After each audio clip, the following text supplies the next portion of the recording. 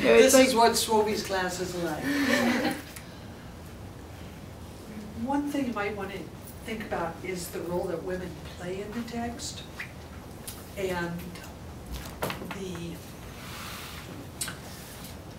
to what degree the mistress, the black native woman, is alike, and in what way she is unlike the other women in the text.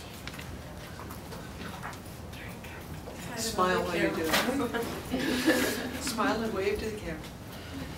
Want to go down that route or not? How Yes, the tribal woman is different than the other women? Yeah. Let's go with the obvious differences. Okay, she's black. They're not. She lives in Africa. They don't. She seems more powerful. She seems much more powerful, does she not? She seems much more self-assured, too, does she not? Yeah, confident. Confident, good. Like building off that, they just said that she was a warrior, and so there's also she could probably defend herself better out there than she could.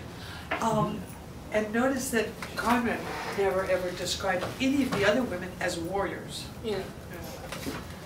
I also like you to think, and I'm hoping, it was part of my goal, I'm hoping while you were reading part 3 that you might have thought a little about Conrad Marlowe saying, you know, the women are out of it. We've got to keep them out of it. We want to keep them in their beautiful little world, lest ours get worse.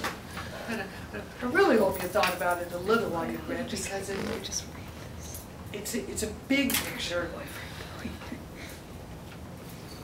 And it brings us back to, is the mistress creature lady, that didn't come out right? Mistress creature.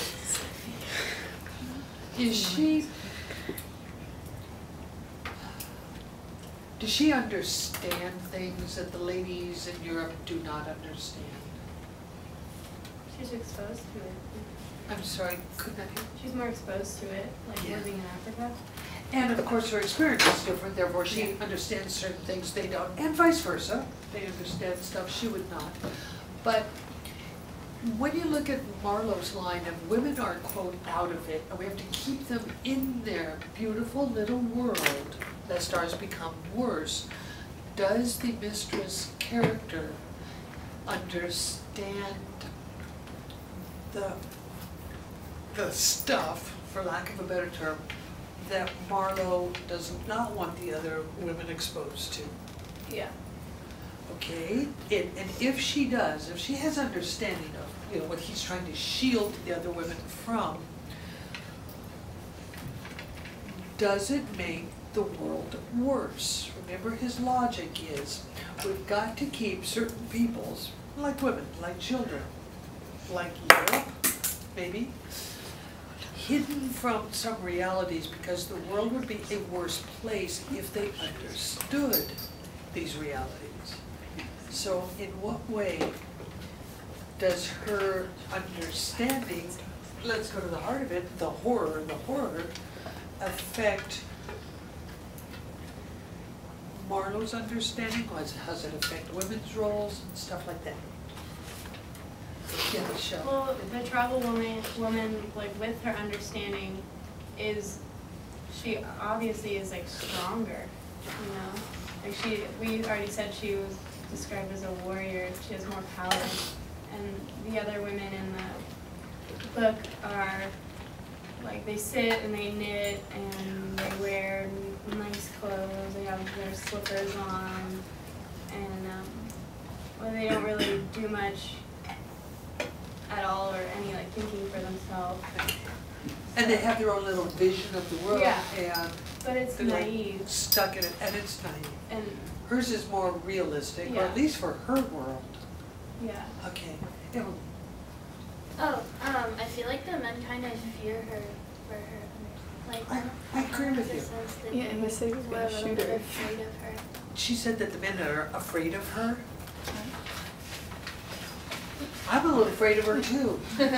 You know, I mean, with the physical description she has, with all the ivory and all the jewelry and that standing there, she surely strikes a pose that is ominous. Is their world worse because she's not living in a little beautiful bubble like the other women. No. Okay, so it begs the question of, is Marlowe right that we should keep women out of it lest our world become worse? We say, well, this woman isn't out of it and the world isn't worse, therefore can the same logic apply to the women in Europe? It comes right back to the heart of one very important question, does it not? Should he lie to the intended? When you think about that final lie, and it's so Hollywood-esque, isn't it? His last words were, Your name. your name. Oh, bleh. Well, that's dumb. She wanted to hear that though. You what? She wanted to hear that because she already like, had I him knew as it. like a whole high. It's exactly what she perspective. wants to hear. Should he have done it? Now, consider the alternative. What do you tell her? He killed everybody. Guess what? The guy who loved you not only had a black mistress, but he's out there committing horrific acts, and he has people he's cutting off people's heads and shrinking them and putting them on fence posts. Wait, don't make your eyes go, oh, he did? You scare me if you say that, okay? A lot about morality and whether there is any such thing as one morality. And we went all kinds of directions, but I'm going to pause and not force. I believe I was considered brutally callous. Oh, however, I did not eat much.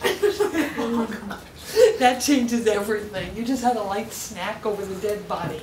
Cool. But it's the next paragraph where I really do finally have my spot. I apologize again. When he says, however, as you see, I did not go to join Kurtz there and then. I did not. I remained to dream the nightmare. Now he acknowledges his destiny was not to die. And his destiny was not to go mad like Marlowe does. Let's watch these words now. I'm going to pick up on that paragraph when he says, the most you can hope. Well, I'll pick up 2 lines here. Droll thing life is. Quite a great word. That mysterious arrangement of merciless logic for a futile purpose. The most you can hope from it is some knowledge of yourself that comes too late. A crop of inextinguishable regrets. I have wrestled with death. It's the most unexciting contest you can imagine. Now, isn't that great? We always have this wrestling with death, this concept. It's going to be a big battle. He says, no.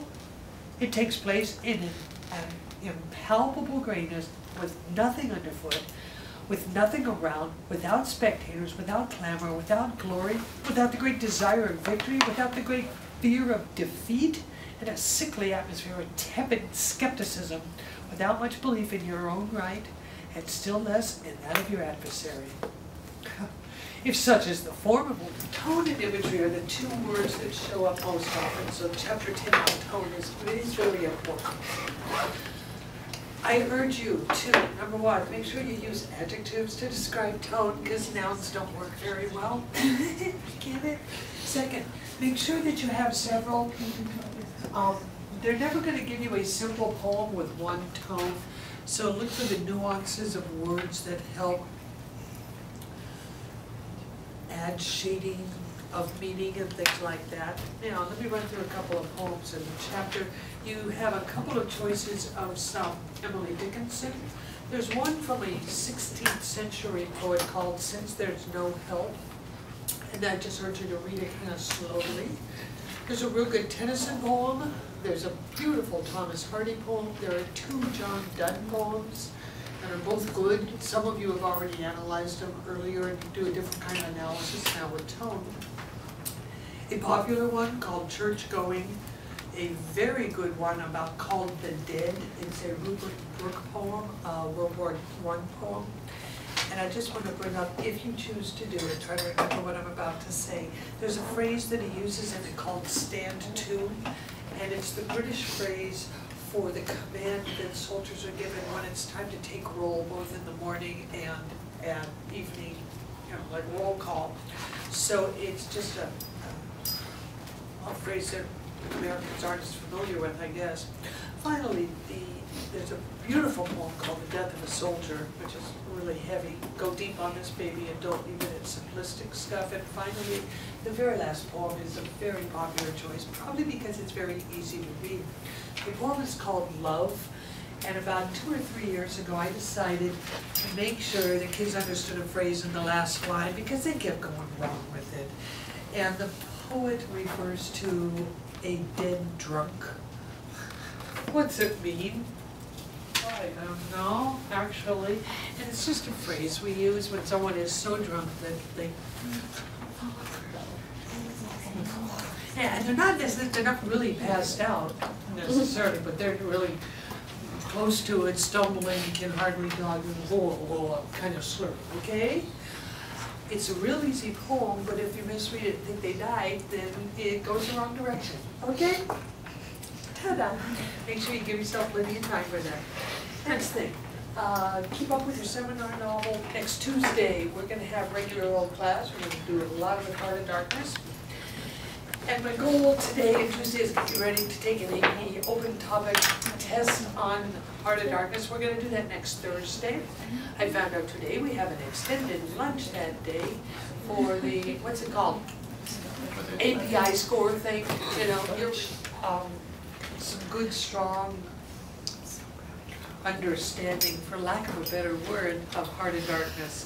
Something you can, you can hold on to. I would like to give you the opportunity to have some real good discussion on the book. What does not matter to me is whether or not, what's so funny, whether or not we get to QW3 today, okay? Because I'd rather give it to you when you've got enough comfort, not worrying about, oh, what if I missed the detail on one thing she thought was important, okay? So, we're going to do a lot of talking, and I strongly urge you to get out a piece of paper in your book to take notes. That's good. Some people don't know that. What is so funny back there anyway? What did I miss? James, are you missing? Congratulations. Michelle, there's James. It's like, you know how everyone finds I out. want you to say this direction. Oh, you posted on Facebook? I just was like so happy that someone highlighted you get into NYU. And I blurred, but everyone knew because I just found it like a hard paper. I didn't know until Jack told me yesterday that There you go. and I was like, oh, why? Because she got to USC, and I was like, what thing at USC?